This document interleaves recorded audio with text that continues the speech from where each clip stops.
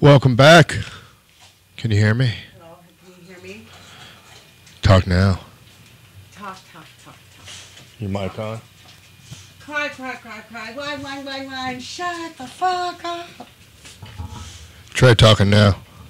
Talk. All right, well, Talk dirty. she hasn't got anything right now, so I'm going to be going to John Stabb in a minute. Apologize about my technical difficulties. I'm a greenhorn, and I never claimed to be a professional at this. I'm here to do it for fun, because this is fun. Hi. So let me see if I can get her mic going, and I'm going to call up John right now.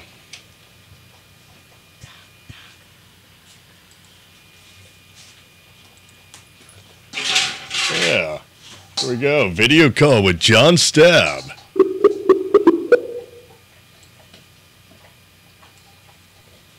The person whom you're trying to reach is currently unavailable. Oh, Please dear. leave a message after the beep. Hello, John. I will try you again in a minute.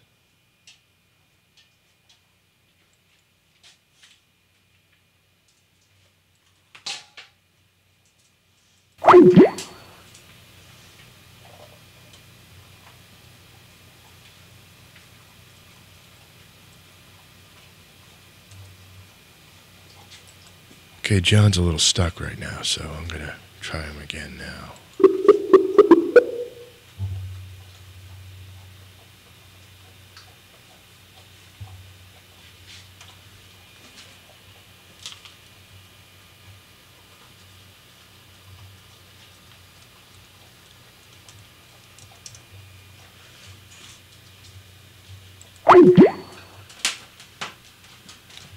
Hey, John.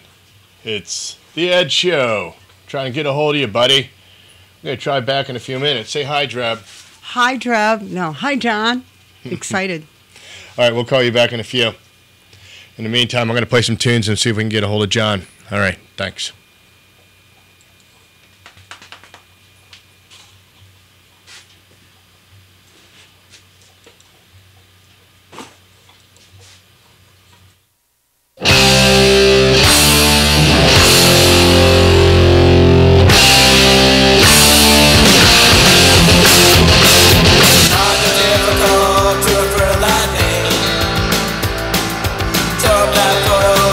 In front of a face.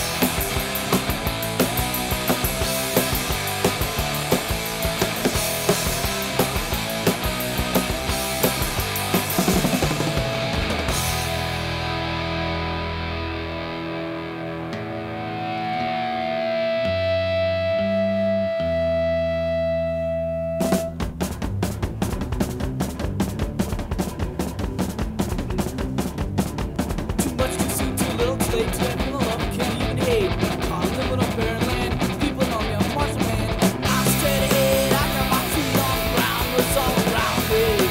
I can hear a sound, you and I, from the window pane, I'm outside looking in.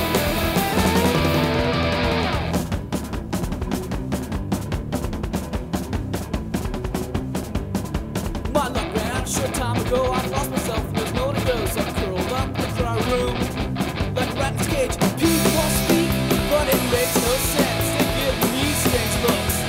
What's going on? I'm allergic to the outside world.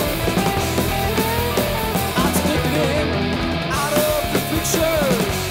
I can't cry out of the picture. Don't know why out in the cold ain't like grand. Out in the cold, out of the picture. I can't cry out of the picture. Don't know why out in the cold ain't like grand.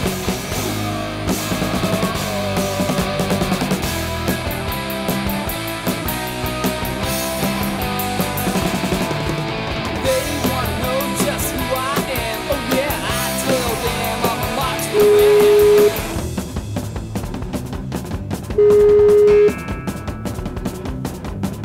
Now I know who is who, but I still can't talk to you. All right. Hey, John, can you hear me? Yes, I can. Cool. Sorry about the delay. No problem. Everybody, we want to welcome the one, the only, John Stabb. Hello, John. Hey, how's it going? Good. Gonna get everything squared up on my screen. Yep. You got a cold one up there or what?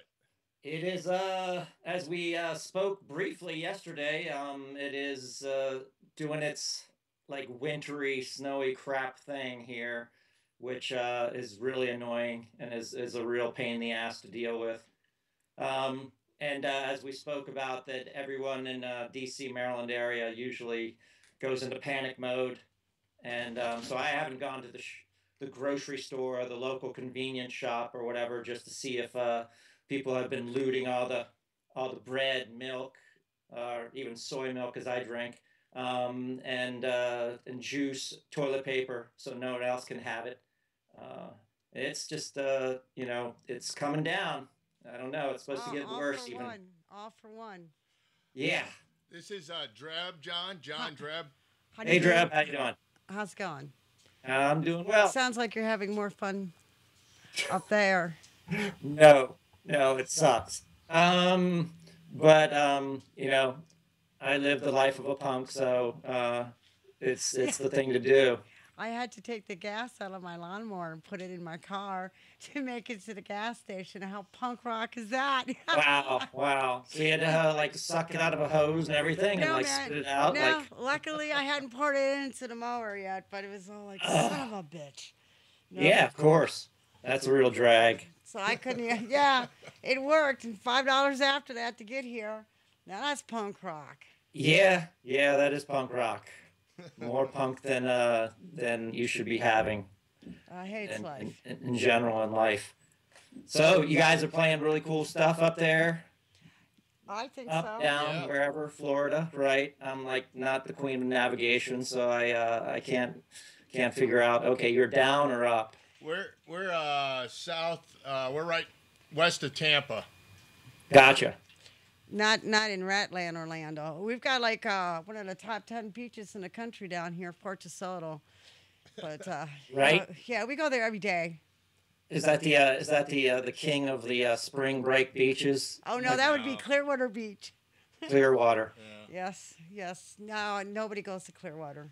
So I'm familiar with on childhood family vacations that my aunt and uncle used to live in Pensacola, and I definitely have toured down there and stuff around Florida area, Miami and Gainesville was a big spot that I hung out in and stuff, and back in GI days and the olden days of the 80s. But you never played Tampa?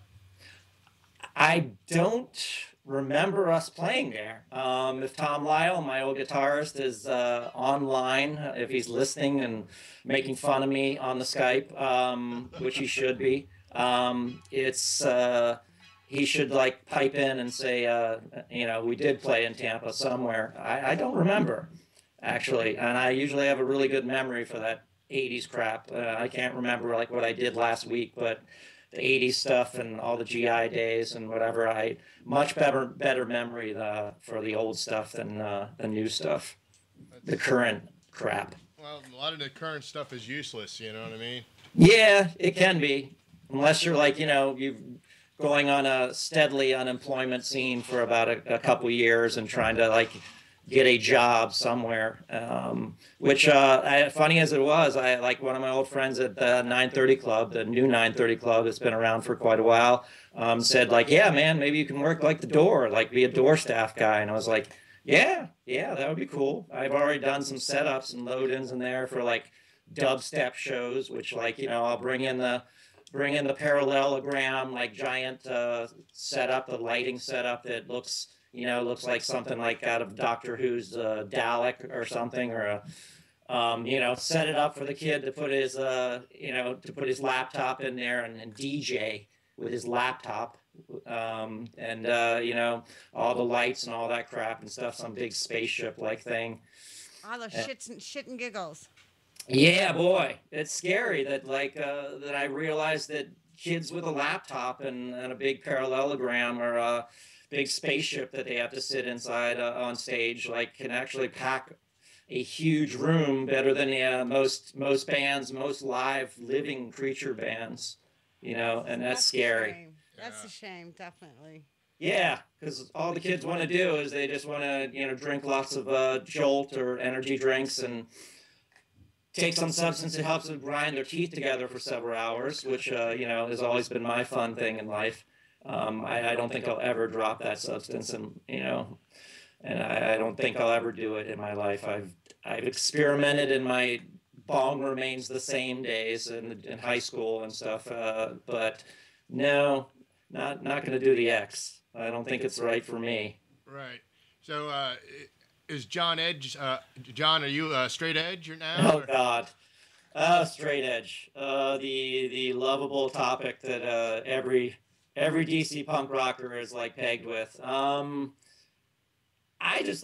thing is, I just think that it's all blown way out of hand. Like it's every DC punk rocker when like in the '80s, like went across country on a tour from GI to Marshall Man to Scream and whatever, and you always got like the whole thing like, you know, like, hey, dude, look, a beer. You know, it's like, you know, in 3D, whatever, in your face, and they think that's going to annoy you and stuff. And that happened a lot in California on GI's first tour in '82 with Scream, and we were like, yeah, that's cool. You guys drink beers, whatever. It's not a big deal to me. You know, I don't care. And you can have, you know, sex on the turntable or drink your beers or whatever. You know, drink, smoke, fuck. I don't care. You know, it just comes down to that. To me, Straight Edge will always be a really great Minor Threat song, and it's a powerful song. It has a statement. I didn't write it. My friend Ian did. So most people should ask him about it, which they do on a daily basis, which I am sure really gets annoying for him. You get sick of tired of like going to like big rooms, like big college, you know, like theaters or so, and auditoriums, and then people are like, hey, are you still straight edge? You know, it's like, oh God, you know, bring that up again. Yeah, like I said, it's a great Minor Threat song. I don't think that it ever was a movement from DC or elsewhere. People kind of put way too much upon like the whole word. For me, you know, it's like, it's not a movement. It's you know, there's a bowel movement, there's an orchestral movement, whatever. It's like, you know, I just don't look at it as like any kind of a movement or kind of a religious thing or whatever. But every band was pegged with it, and to this day, it's like, you know, I don't think that it ever was about, you know, forcing people or telling people or going, now, don't drink, smoke, or fuck, you know, whatever, you can't do this.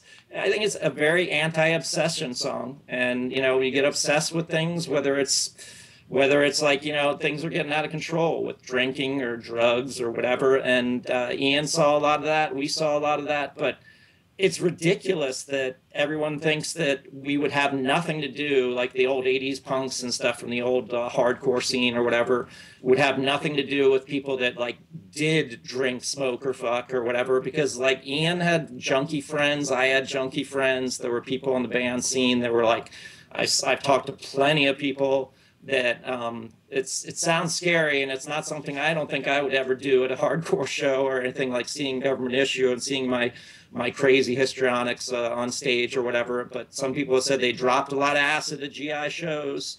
They went to other hardcore shows and did acid, whatever. It's like, no, not my thing. But it's just silly that people have made it this huge thing, and people get tattoos of it, and they get it on their arm, on their necks, faces, whatever, or something. And it's just, come on, man. And it's really funny that that people to this day like sometimes come up to Ian and they say, hey, look, check it out, I got this picture of you on my shoulder, I got this tattoo, where it's from the first Minor Threat EP. And he goes, oh yeah, that's a really great tattoo picture of my brother Alec.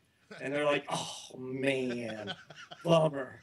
It's like they're just like, what do I do now? It's not a picture of Ian's bald head leaning over, and that other people like have definitely taken to task and trying to rip off from Rancid to Nike, and they've definitely been told by many millions of punk rock kids and Discord fans that like, nope, not having that. We're not gonna like let you like steal this like this image from this great band and whatever, and use it for your own money making schemes.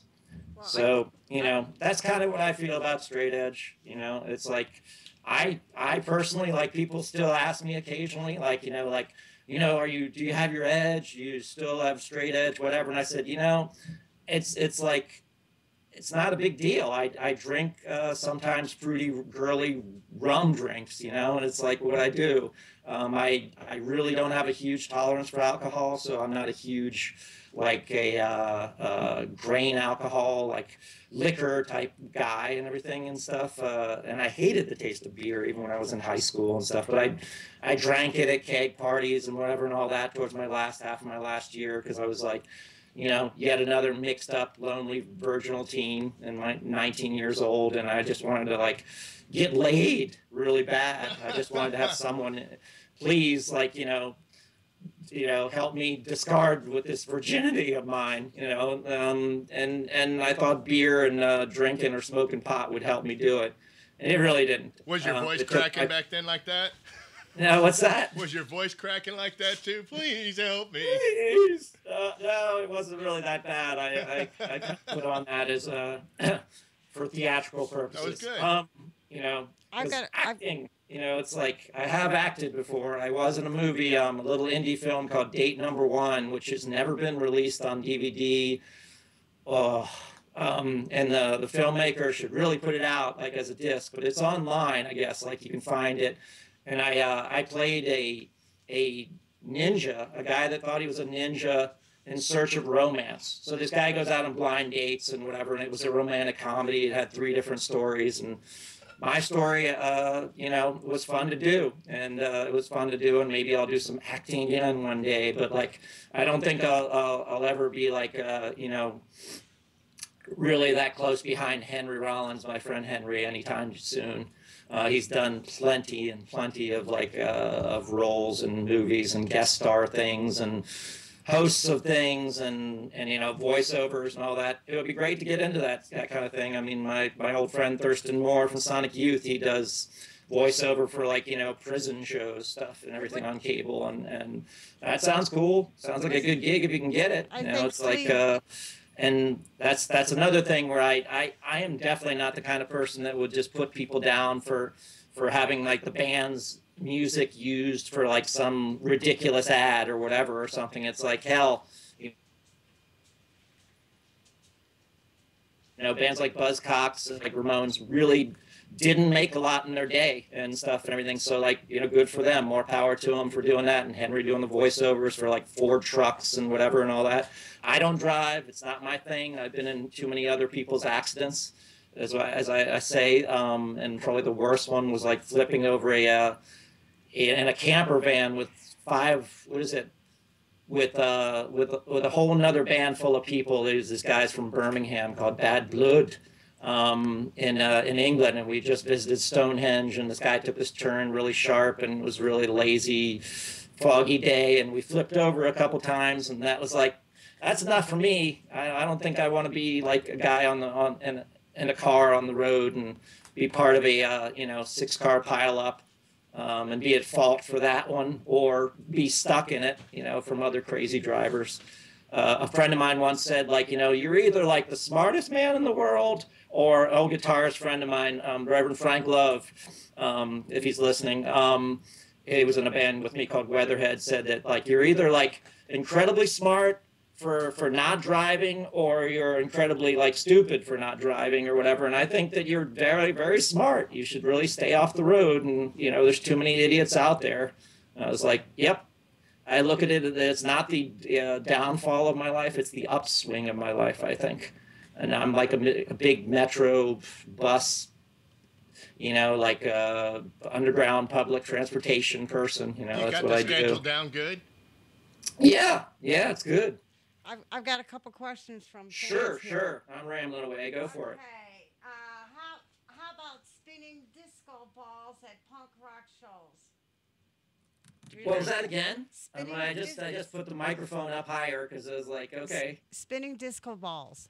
Spinning disco balls. At punk rock shows. I have no problems with them. There was a club in D.C. Long gone called Hung Jury Pub, and it was actually a really big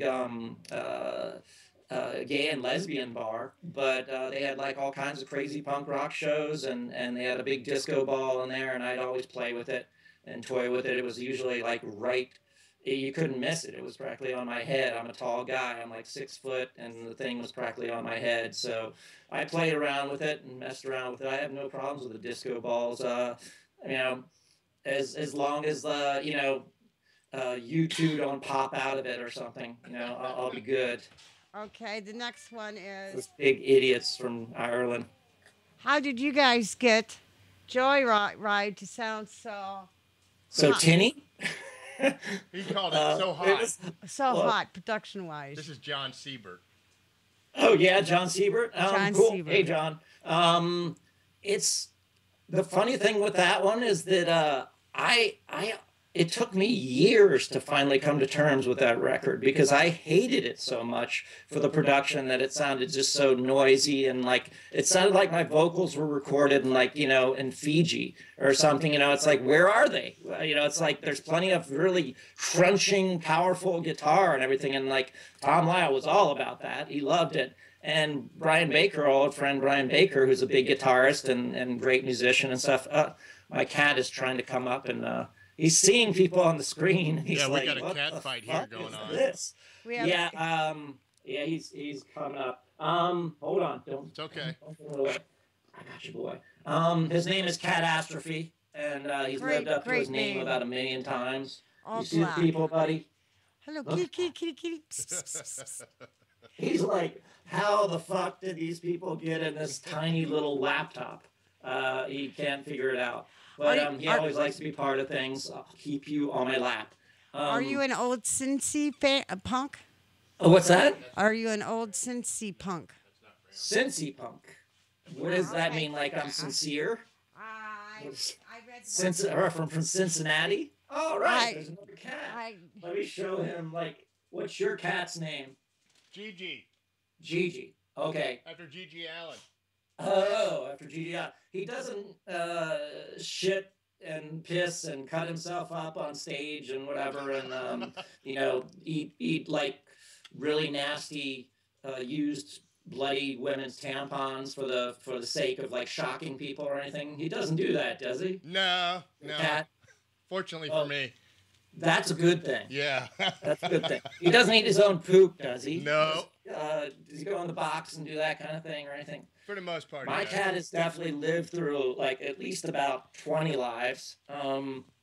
He once actually like years ago when I was with with my ex-wife, we still get along really well and everything. Like we had him, and he decided to devour. It would be a great thing to consume a 48-inch like boot string of mine from like a hiking boot.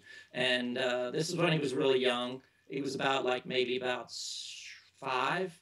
And we, you know, basically I held on to it, and he was projectile vomiting. It was like Easter Day, and I woke up like hearing like, and it was like projectile vomiting, like Linda Blair and The Exorcist, all over the walls and everything. And I was like, what the hell? What was going on? And I see this string hanging out of his mouth. He's trying to get it out, and he's got about like 18 inches of it like lodged in him. And I just was like freaked out, and I like kind of grabbed onto the end of it, and then he like gnawed down like, and he just like sucked down like the sandpaper like throat that kitties have, that cats have. And then me and my wife at the time, like we took him to the emergency pet hospital, got these x-rays, and they said, oh yeah, there's something in there. It's like, you know, lodged in there somewhere or whatever and all that. But like, see if you like either, you know, take him to your vet or see if he poops it out or whatever or something. And we should have literally waited till he did his natural thing, because after about a couple $1,000s worth of like of x-rays and even like intensive surgery, they still didn't find it. But we were right outside the vet, and they totally like, we thought like these people probably think we're fucking insane or crazy, like, you know, like there's still nothing in there and stuff, like where's the string? And then my wife was like, hey, look at this, and he's like pooping it out intact. It was about like, was it half the size of the 48? It was like 24 inches just coming out of his ass. And it was like, and he was like not even pressed about it. He's like, whatever, I got a string coming out of my butt and everything. And he just pooped the whole thing out. She washed it off outside, brought it back in. People were cheering and stuff, because it was like all the shit we went through literally like for this. And it's like, we should have waited till he did his thing, like in a box or whatever. And just did what was the name of the cat? Catastrophe. Catastrophe. Oh, this is the one right now you did that. Yes. Wow. The one that you just saw, yeah. But you were asked about the joyride thing. I got a little thrown off by it. I'm a meowist. Me and my meow girl Mina, who's probably listening right now and everything. She and I are meowists. We're part of the Chairman Meow scene. That's our great leader, Chairman Meow. So I do get thrown off at times for the animal thing, and even though I never thought in a million years I would like cats, because I lived in so many group houses back in GI and after GI that people just didn't take care of their cats, and they just drove me crazy. I just wanted to, like, you know, hang them in a bag by the chandelier, or like with the little propeller, like the little thing going round and round and whatever. Just cats that drive me crazy. And but I was always a dog person and whatever. I never had one, but my parents had one and everything. But so I ended up, like, you know, years later when I when I had this girlfriend about like 20 years ago that ended up being my wife, whatever. We adopted a cat that had like this really bad kidney failure and whatever, and it was a really old cat, and she lived about 18, Frisky. And then we found Astro. We call him Astro. Found him about a month later when Frisky was just kind of getting used to us, and we found him, and he was the runt of the litter, and he like was all like in a rain kind of storm kind of area and stuff, and I picked him up, took him back home. We gave him like the little formula bottle the next day. We put a Q-tip full of water and stuff and all that so he could get some moisture in his system. And oddly enough, at the time, like, I went out with a girl before her that used to work in a club, used to be around the DC scene. She was like trying to be a vet. And when I called her up immediately, it's like, I know we haven't, you know, heard from each other in a while, but like, I have this cat and everything. Can you help me and stuff? And she told us what to do and said he's probably really dehydrated and all that and everything. So like the next day we went and got like the whole formula bottle and fed him that way. Took him to our vet, which ended up being an ex-high school boyfriend of my girlfriend at the time. And he gave us a great deal on our veterinary care and stuff, which was awesome. Because, you know, punk rockers don't make a lot of money. We actually struggle our ass off most of the time. So basically, he had what the vet told us. He said, I wouldn't really get attached to this guy, this little, like, this little kitten, because he's got this thing called something like cerebellum panacopenia, something like that, where he can't make his brain like work his back legs. And also his head was all shaky, like Katharine Hepburn, Old Golden Pond. He was like, oh, poop, and basically, he said, like, he's probably going to die on you and everything, but we nursed him back to health, and he's perfectly fine. He's a nut log like his dad, like me, and he was, like I said, the run to the litter. The mother had like all these other cats, and he has brothers and sisters that he fought with that other neighbors had. But anyways, Joyride. Yeah. Okay, so okay. rambling away. It's okay. Joyride. Like I said, I hated that record because I couldn't even like hear where the vocals were. It was such a heavy guitar record because it was produced by Brian Baker.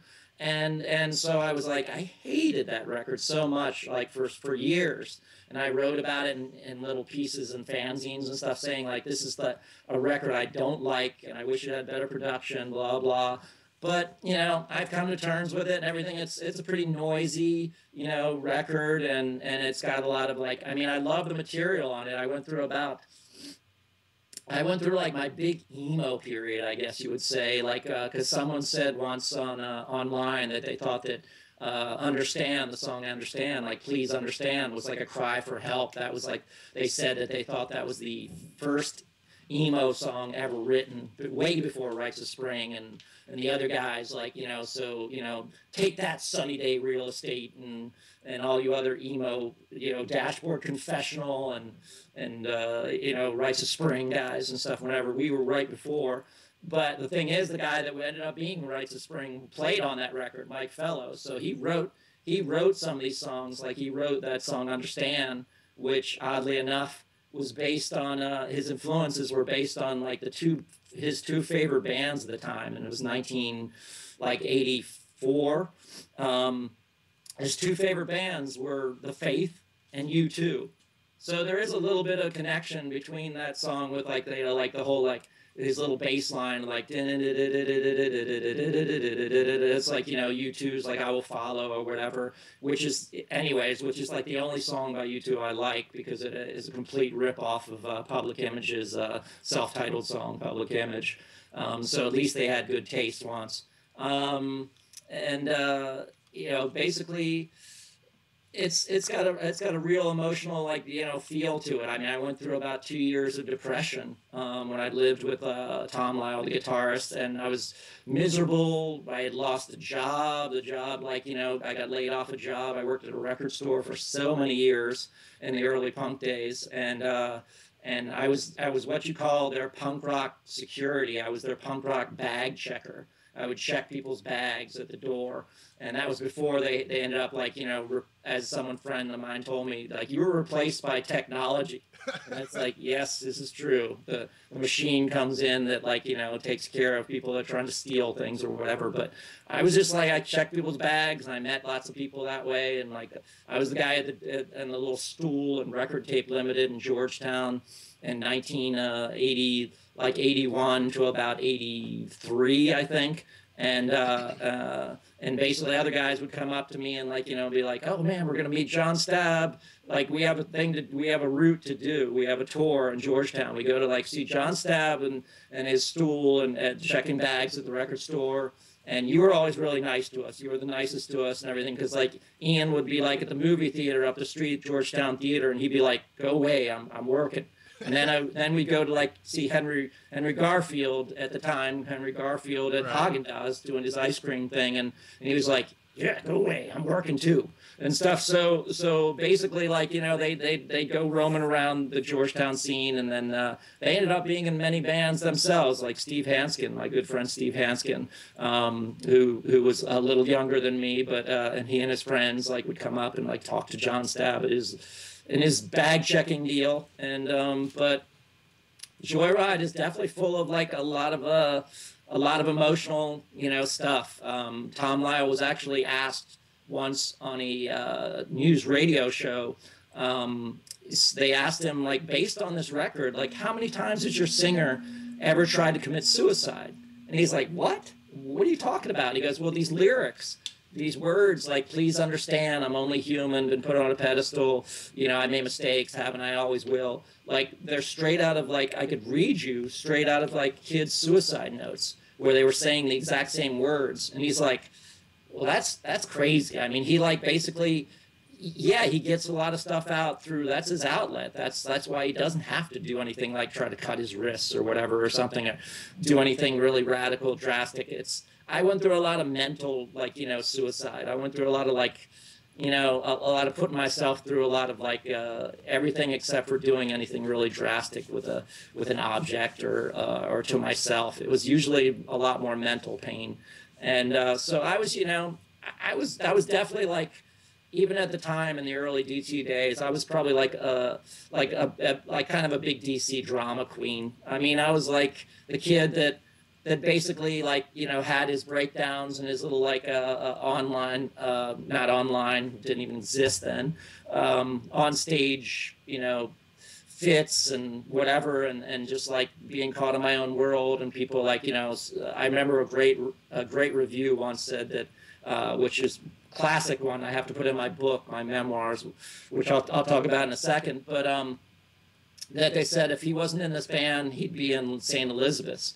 And so I, you know, yeah, I'd be locked up in a mental institution or everything, because I was just, like, really out there, just taking it out on stage on myself. I wasn't doing the Iggy thing. I wasn't carving myself up with, like, broken glass or anything like that and whatever, but I definitely went through the whole ringer as far as, like, a lot of depression things back then and stuff. So Joyride to me, like, that's another reason why it took so long for me to connect with it, because it was like 2 years of, like, the really intense pain, like, depression I went through. I had, like, a little nervous breakdown. Jeff Nelson back in Discord House, Minor Threat, various bands, now Fast Piece of Furniture. He kind of helped me through it, you know. I went over there and, like, I was just like, look, I flipped out. I totally, like, you know, I was screaming at myself in a mirror silently, you know, and I was like, you know, something's going wrong. So I had a little nervous breakdown. I didn't get locked up for it or whatever. So I just, you know, went through my whole thing, and GI was a great outlet. GI was like a 9-year therapy session for me. That's awesome. You know, everything. And, you know, years later, I kind of look at it and go, like, well, you know, if I would have had the medication that I have now, like, things might have been a little different. I might have been a little more calmer. I might have been easier to deal with. I might have been, like, better in relationships. I refer to every year past about 1998, maybe, as my PP years, my pre-Paxil years.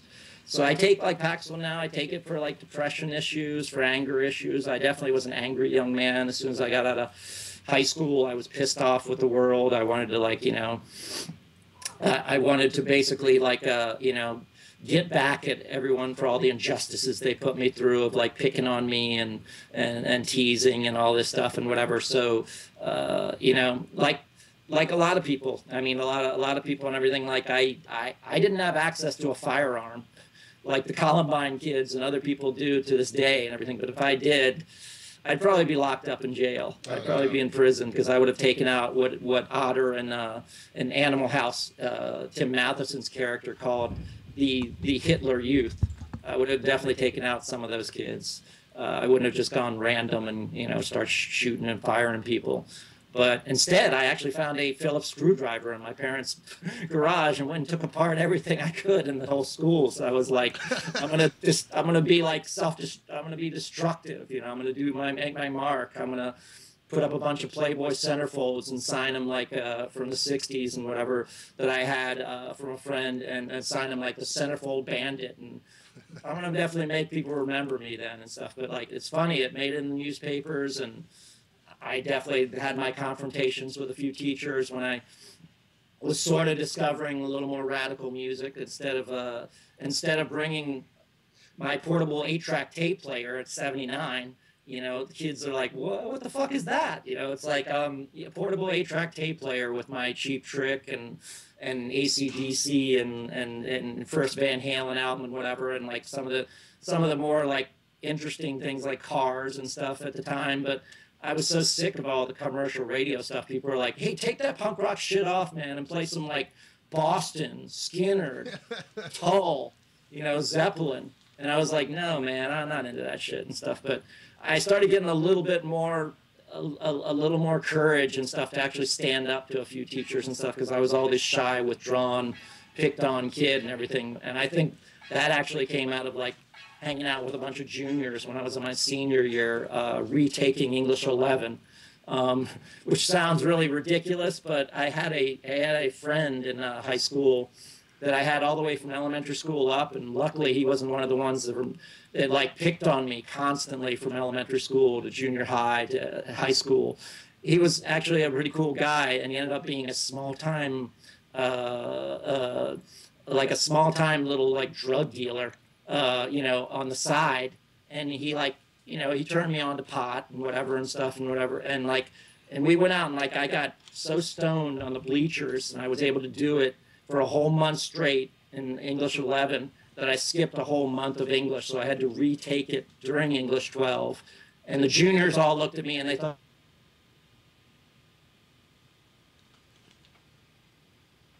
Okay. See if it comes back. Come back. Well, we got to freeze up. Here. We're going to try them back. Okay.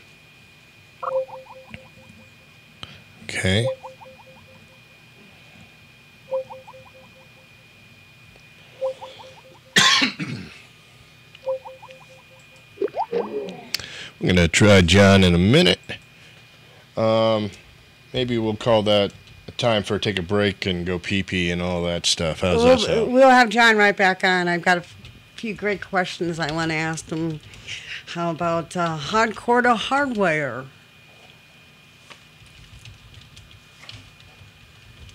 Play that music, white boy. Yeah, I'm sorry. I'm talking to John via Skype. So here we go. Sorry about the delay. Hope you're enjoying the interview.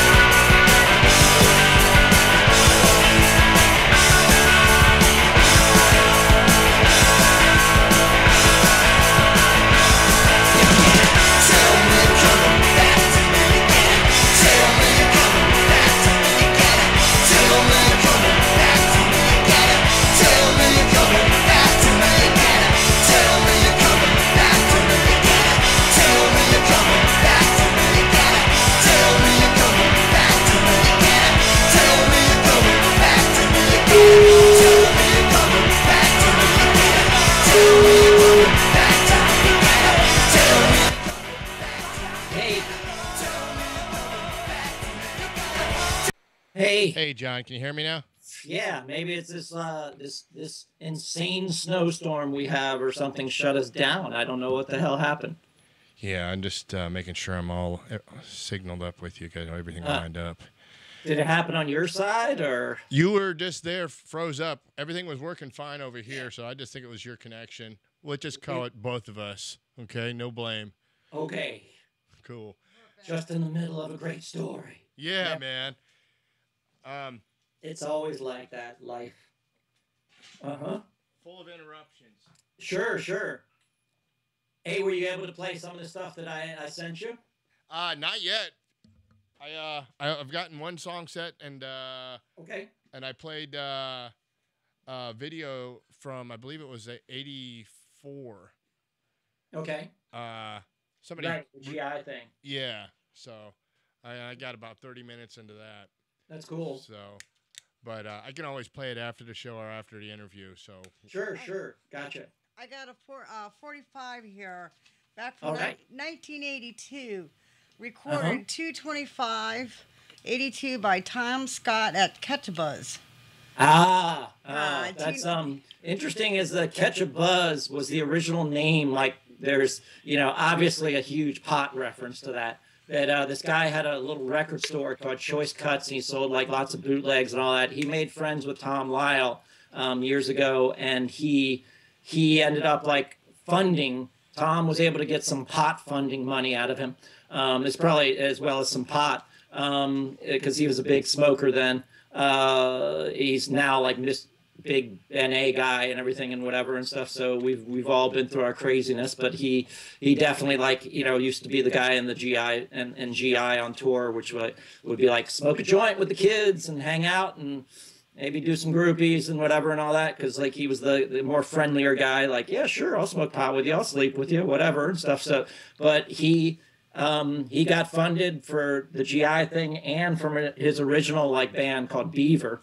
And so the thing you have, is it a GI single?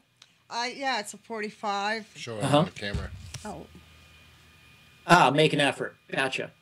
That's the one that Brian Baker played on when he was in the band about 82. Correct. And it was Tom and Tom played bass. Brian played guitar at the time. He was originally our bassist, Brian Baker, after Minor Threat broke up for their little lull until Lyle came back from college.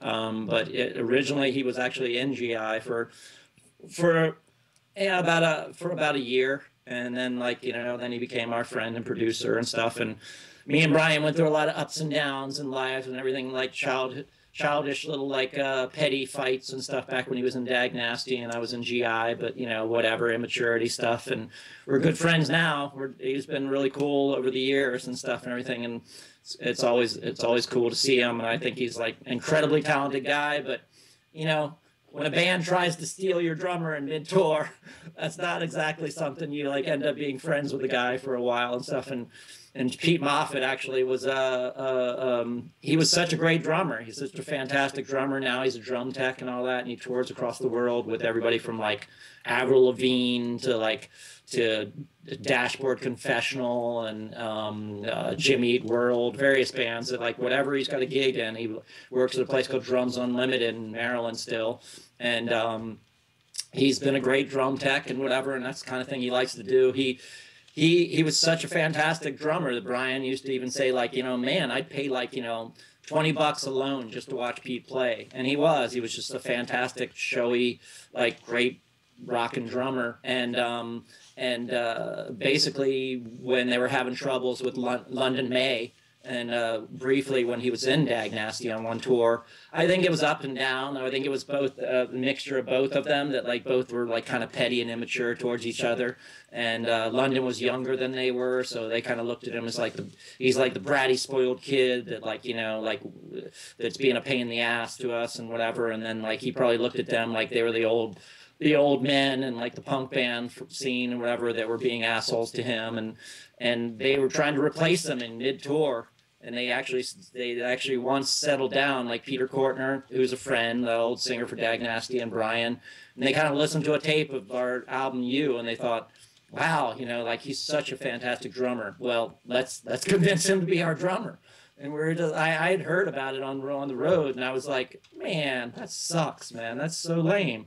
Our friends and everything in this other band and whatever and stuff. But I understand, you know, it's like in the long run when you got someone that's that talented and whatever and stuff. And like Pete was like flattered. He was all like impressed and whatever and all that. And he laughed it off. But he actually met up with them once, and he said, you know, you guys, you're in about the same level GI is as far as like your popularity and like, you know, putting out records and stuff, and on the same label. We were on Giant Records, which was a subsidiary of a label that Dutch East India Trading Company, like the distributors, put together for GI originally, and then Dag Nasty came on, other bands for LaSalle, Marginal Man.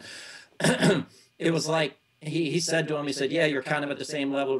What you're doing is like what GI are doing, but they're about to go to Europe and you're not. So I'm going to go with those guys. And he stuck it out with GI a few more years until we finally did pack it in. For many, many reasons, money definitely being a big one for me, was the fact that we were losing so much in the band. And it was just like, okay, you know, a label tells you, look, you know, you guys are miserable, you're depressed on the road, you've been struggling, all this stuff's happening, you're getting ripped off, but, you know, you're on the verge of something, And I'm like, I tell him, yeah, breaking up.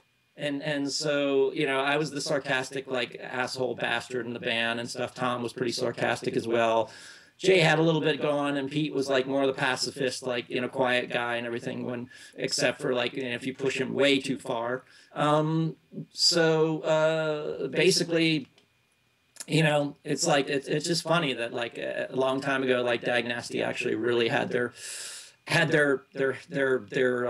claws set to like get Pete Moffat like straight out of GI, convince him with Fame and Fortune and Dag Nasty over GI, but Pete chose GI because we were going to Europe and all that.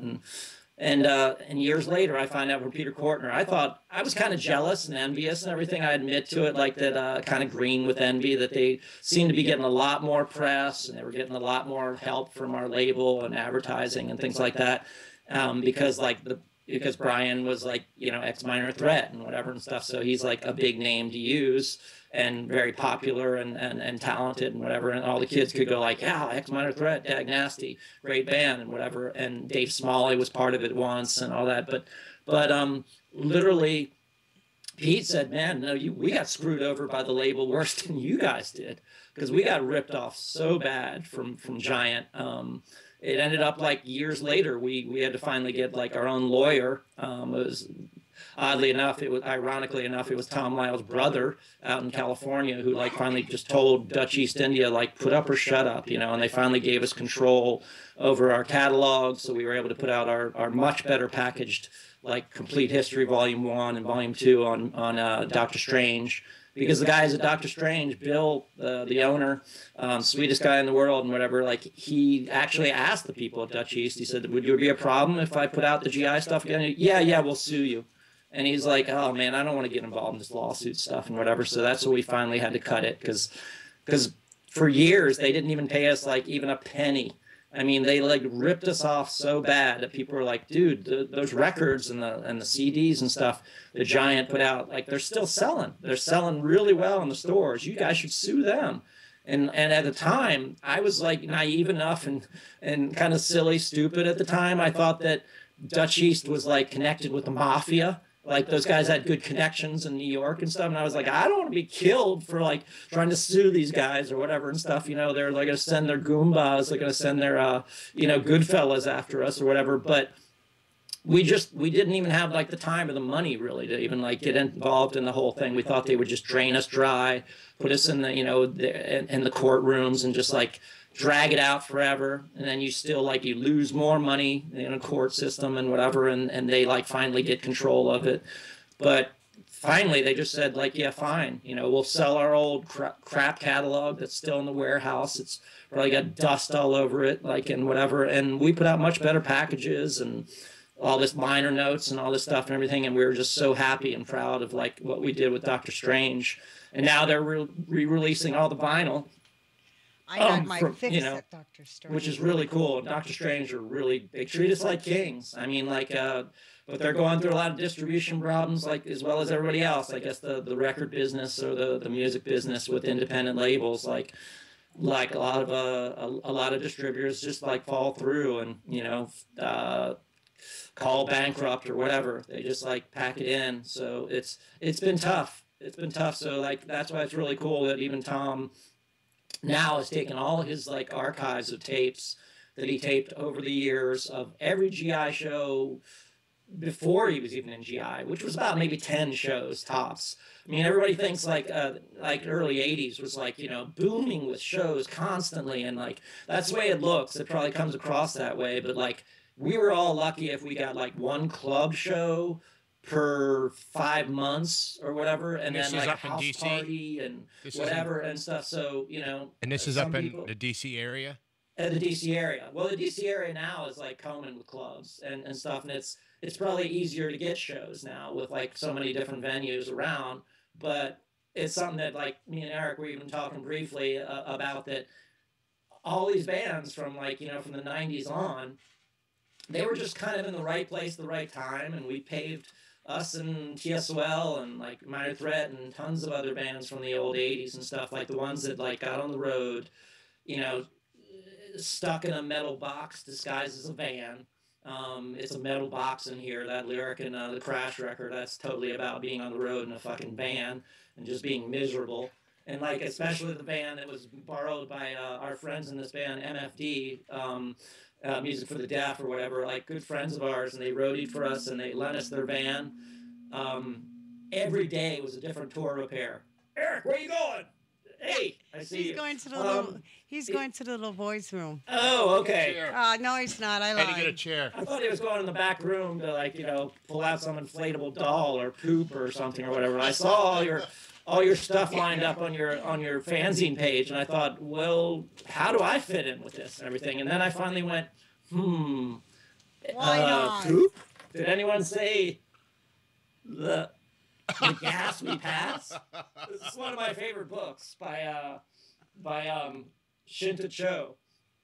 I got it once as a Christmas present. The Gas We Pass, the story of farts. It's right up there with American Demon, Jack's book, and Everything That Creeps. This is by our friend Liz McGrath. Okay, you'll have to check her out. She's a guest on here. She got some great artwork in here. I'm trying to get this to come up. Like, can you see it actually okay? Hold it in front of your face. Go to your left. Okay, a little more to your right. Right. There you go. Perfect. Yeah. Now raise. Gas We Pass. Now raise it so you can see the picture. Good. Excellent. Oh, do you see the? Okay, here's the lettering. How about that? No, show us the picture. It was on the cover. Oh, okay. The picture is of an elephant's butt. And it's the gas we pass. Let me see if I can get it just right. That's so much better than the fairy tales, the lies they told us when we were children. Oh, here we go. Towards there. The gas we pass. Shinto Cho. So it's the story of farts. And so, like, Pat's jumping down. He's like, God, I've had enough of this. So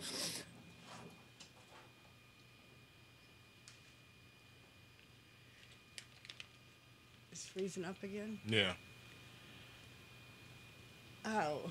Okay, we have problems in DC, I guess. So we're gonna. Big old snowstorm up there. Shit's happening. They're fighting it out in the streets. They're fighting over water. They're fighting over toilet paper. Brutal. DC. All right, we're gonna go back to that music we were playing, and until I can get John back. All right. So let's get back to it. Here we go. Tell Me by the Dead Boys.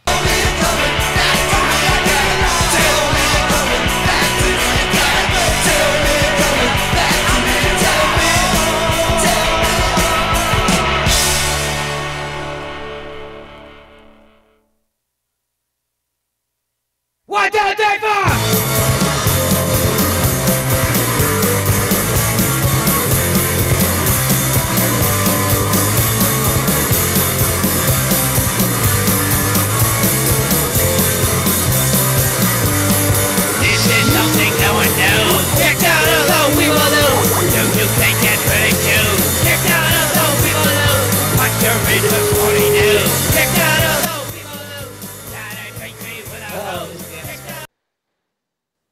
Can you hear us now, John?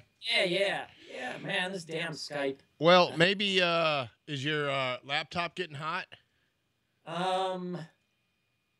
It's a little warm. It's not super hot. I just wonder.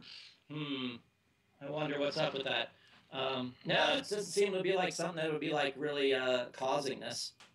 Well, I blame it on the Skype terrorists. Yeah, we could say out that. to get Bastards.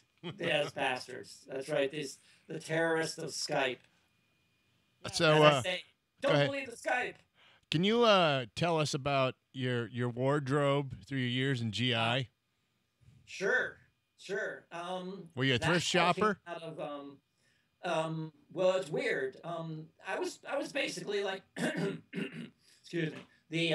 Better take a fruity rum drink. Excuse me. Cheers. Oh. Speaking of which, I'll have to join you with a beer in a minute if I can find Okay. some beer. All right. From about 1980 to about 1982, I was kind of like the kid that the mixed up angry youth punk rock kid that not virginal anymore. Thank God to punk rock. Thanks for that. Very thankful for that. Yeah. Cheers. Cheers, John. For all the edgers, take the edge off with your fruity beverage or whatever Your spirits. Your cold beverage of some kind. I have to scoop up some snow and put it in here. Nice. My drink. You got snow now? Yeah, snow is big time out here. I mean, I wish I could like pick up the laptop and I'd be afraid that it was actually like we'd lose our Skype connection again. But Well, you can run outside and grab a snowball and throw it at us. it's too damn cold. And then my cat might try to get out too, but Yeah. like he would be out for like 1 second and go like, shake his paws off, like ew, what is this stuff? I don't like it, and then come back right in. I mean, he's like very sensitive to the weather. So we were talking about the crazy clothes. From about 80 to 82, I wore like a lot of like punk rock shirts, like Sex Pistols and Dead Kennedys and whatever and stuff. And it was the one show, and weird as it was, it's like I didn't realize the perfect way of spiking your hair as a punk rocker. So I instead of like putting on some kind of gel and spraying it like with a blow dryer or whatever, or like pomade or whatever, that kind of stuff or whatever, I did things like I put like food coloring in my hair. Like that was before I even dyed it. Jello colors. I think it was Jello too, wasn't it? Yeah, that was like the little like the egg food coloring, the stuff that you put on Easter eggs and stuff and whatever. And I remember like some early shows that it would just like leak down my face, and everything. And I'd have like multicolored like green and red and blue and whatever and stuff, like some of the early GI shows. But I tried to get like from crazy like punk rock kind of military kind of costumes and whatever. Like I found like a guards type jacket or whatever that would be like a military academy, and I thought that looked really cool, and I put my pins all over it and whatever. But instead of spiking my hair, I used a ton of Vaseline. So I was like slicking it back and like. And this is like pre-Nation of Ulysses days or whatever, where like Ian Svenonius and all those guys like all like got the whole like the pomade stuff and like grease their hair or whatever. Or the there's a certain type of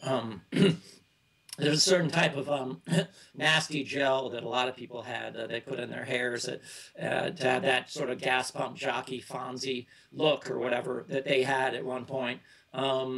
Dr. Something's pomade or something, whatever. So I would leave like definitely a really bad, greasy impression on my girlfriend's pillows. And the one at my first girlfriend's place and stuff after we'd, be doing the nasty or whatever, or just stay over there. And, I guess that she had to wash a lot of those like nasty stains and whatever and stuff. And like, I was like the young buck because I was like just straight out of high school and like 19, 20, 21 that, you know, and she was like at least about 27. So I was like with an older woman. Yeah, and, man. like, you know, so they were like, you know, yeah, I don't care. Leave the Vaseline stain on the pillow, whatever, or something.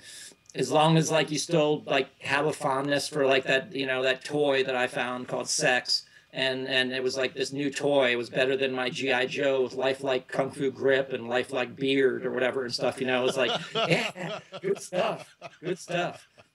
So those early years, like that's the one thing. It's like, you know, even to like bring back the straight edge thing. It's like I always say the running joke is that if it was true that about a big, huge percentage of us back in the punk rock hardcore days in DC didn't drink, smoke, or fuck, then we'd be like, we wouldn't be punk rock, we'd be monk rock, you know. And it's like we might as well like have that little like, you know, shaved like bowl like circle on our heads and wear like little granny glasses, be like Ben Franklin. But anyway, Ben Franklin got a lot of booty back in his day, but Yeah. so that wouldn't actually work. But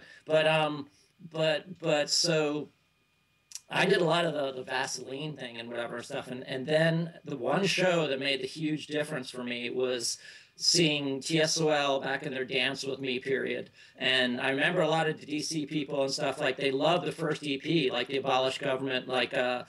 And they didn't realize that Jack and the rest of them all dressed up in this goofy horror makeup and stuff and all that and whatever. And they really went out of their way to wear like really crazy, goofy clothes and kind of glammy in a way, but yet at the same time just being like thrift shop glam.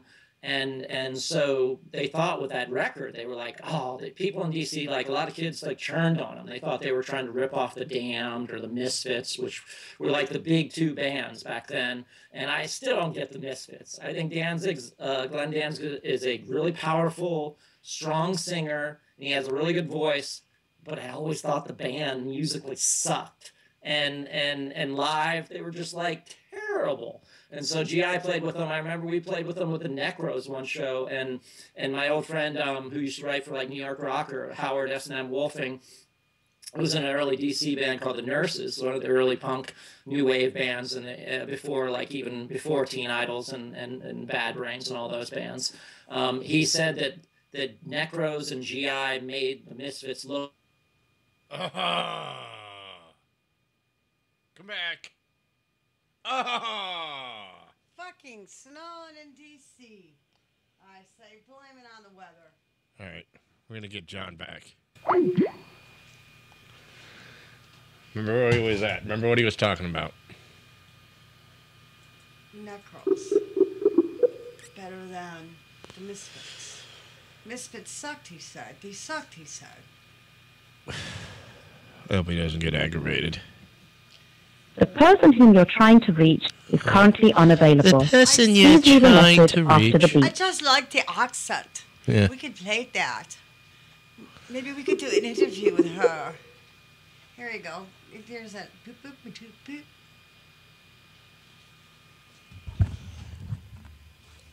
Oh, he pushes the mic in front of me. That leaves me. I have a couple questions I know they want to ask him about the new band that he's in now. Well, I gotta hear that story. That story. Yes. Beep, beep, de, beep, beep. Doop, doop, doop, doop, doop, doop. Yeah. So this is pretty Pretty interesting. John Stabb. a lot of good stories there. Definitely.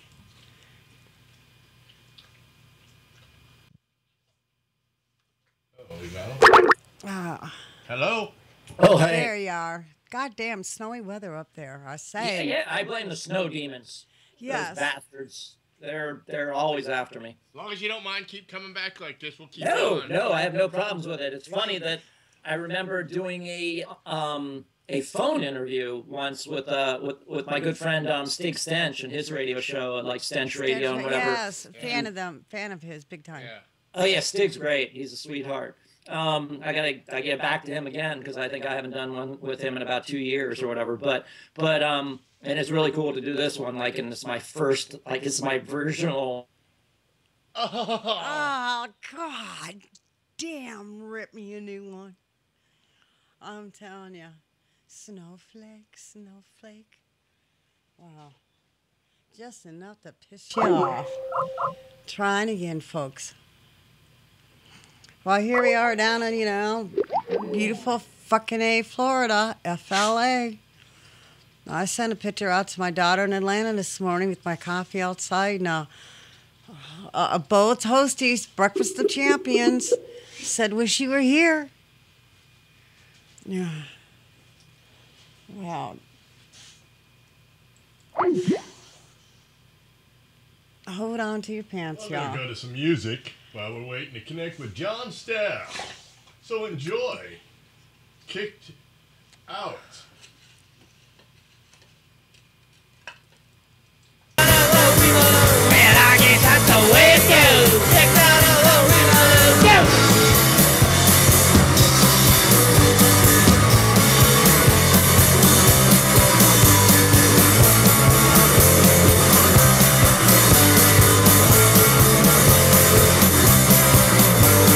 Oh, this is something no one knows. Kicked out of the window. Do you think it's really true? Kicked out of the window. Puncher in her snorty nose. Kicked out of the window. Now they treat me with a hoe. Kicked out of the window. Well, I guess that's the way it goes. Kicked out of the window. Kicked out of the window. Kicked out of the window. Out of the window. Ah.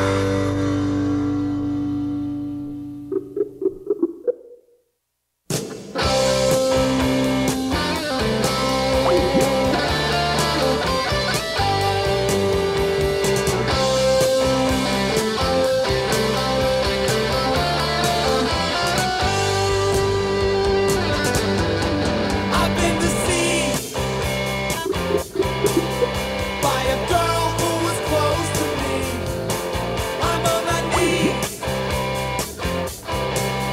'cause I don't think I'll get a reprieve. They'll tell my wife, then I wouldn't bet a nickel on my life. I've been exposed. Oh no! I've been exposed.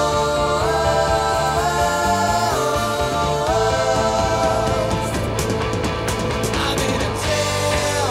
The person whom you're trying to reach is currently unavailable. Please leave a message after the beep. Do your stuff. I'm just a mannequin. But they just ain't gonna get me.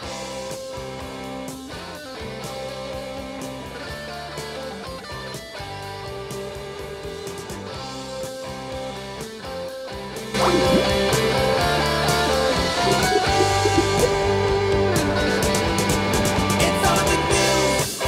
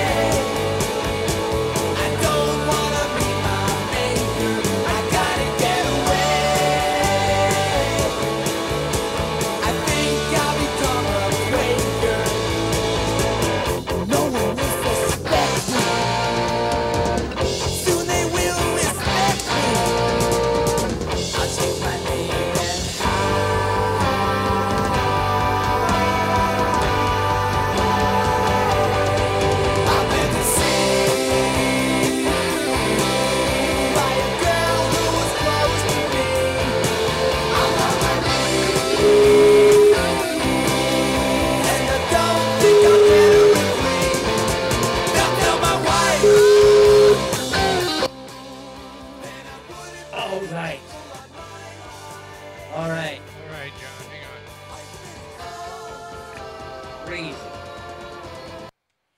Can you hear us? Yeah, craziness, man. I believe the weather is definitely kicking this ass. Yeah, well, you figure everybody's snowed in and they're probably running all through your internet lines. It's like, so everything's bogged down. It's 10:30 at night Eastern Standard Time. And, it could be that a lot of people I invited to listen to are online trying to listen to this Skype cast. Yeah. Well, it's right when you get to good part of the story. It's like yeah, you were like, telling us about the before we lose you again, the necros and I told you about the clothing stuff. Yeah, and you were telling us about the concert you were playing with Danzig. Yeah. We played a show with TSOL and their Dance With Me period. That album just came out, so a lot of people were down on them, thinking like, oh man, these guys are like trying to be glam fags now, the glam rockers or whatever, with all the makeup and stuff. And I'm like, wait a minute. Doesn't like the Misfits wear a ton of makeup? Like those guys look like they just stepped out of a Sabrina and the Groovy Ghoulies cartoon or something or whatever. The Damned definitely got into the makeup thing, Dave Vania and all that stuff. But so I don't know why people were so down, like they thought the TSOL changed overnight or something, but apparently that's the way they always looked or whatever. Me too. So basically, we played a show with them, and I remember like Jack dressed up in like he had his face paint stuff and whatever, and then he had like a goofy little kitty. A pink kitty t-shirt kind of thing or whatever, like a bowling shirt or whatever with a big kitty face on it, whatever, that looked like, something out of like, one of the Pink ladies wore in Grease or something. And then he had this like ninja kind of like Asian kind of like black outfit or whatever on and everything. And it's like, he came across as like, like a punk rock mime or something, and whatever. And it was really cool. And I thought like, I want to dress and like really irritate people and stuff. And